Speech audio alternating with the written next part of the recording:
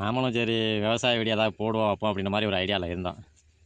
ஆனால் இந்த தமிழக வெற்றி கழக கட்சி நம்மளை விவசாய வீடியோலாம் போடக்கூடாது அப்படின்ற மாதிரி ஒரு இன்டிமேஷன் கொடுத்துருக்காங்க. என்னென்னா நான் கண்டென்ட் கொடுக்கல, நீ எதுக்குள்ள போய் விவசாய வீடியோ போடுற அப்படின்ற மாதிரி ஒரு இன்டிமேஷன் கொடுத்துருச்சு. என்னையை பற்றி தான் நீ பேசணும், நீ வந்து விவசாய வீடியோ ஆடு மாடை பற்றிலாம் அதுவும் போடக்கூடாதுன்னு ஒரு முடிவு பண்ணி கங்கணம் கட்டி நம்மளுக்கு இன்டிமேஷன் கொடுத்துருக்கு. என்னடான்னு பார்த்தோம்னா ஒரு கட்சி எப்பயாவது கண்டென்ட் ஆகலாம், ஆனால் கண்டென்ட்டுக்காகவே கட்சி ஆரம்பிச்சதுன்னா அது நம்ம தமிழக வெற்றி கழகம் தான்.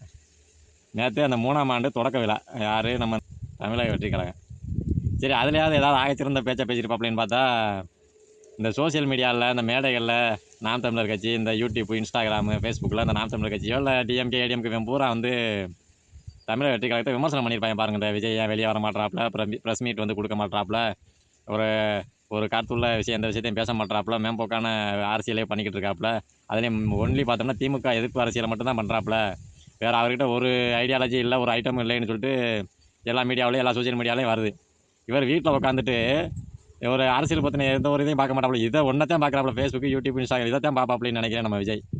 யார் யார் என்னையை வந்தீங்களோ அவங்கள பூரா திருப்பி வை வேண்டாம் அப்படின்னு சொல்லிட்டு அதுக்குன்னு ஒரு காசு செலவு பண்ணி ஒரு மேடையை போட்டு விஜய் வெளியே வர மாட்டான்னு சொல்கிறாங்க, ப்ரெஸ் மீட் அட்டன் பண்ண மாட்டான்னு சொல்கிறாங்க.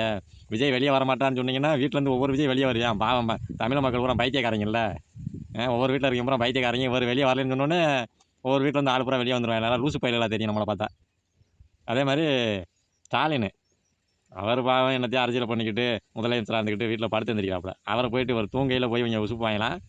உசுப்பினோடனே அவர் விசில் சின்னத்துக்கு ஓட்டு போகிறேன்னு சொல்லி வராங்க. ஓட விட்டு பொச்சிலே அடிப்பாங்க, எதை வச்சு லத்தியை வச்சு. என்னத்தையாச்சும் உளர்றது, என்னத்தை பேசுகிறேன்னே தெரில.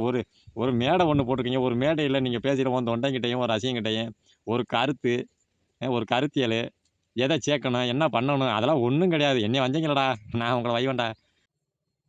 அதாவது இந்த டெலிவிஷன் விஜய் டிவியில் இந்த காமெடி, ஸ்டாண்டப் காமெடி, அது இது இந்த மாதிரி காமெடி ஷோ நடக்கும். அதில் ஸ்டாண்டப் காமெடி நடத்துவாங்க நம்ம விஜய் டெலிவிஷனில். நீங்கள் எதுக்குடா விஜய் டெலிவிஷனில் நடத்துகிறேன், இந்த விஜயை வந்து ஸ்டாண்டப் காமெடி பண்ணுறான்னு சொல்லிட்டு இந்த ஸ்டேஜில் வந்து காமெடி பண்ணிக்கிட்டு தர்றாப்புல.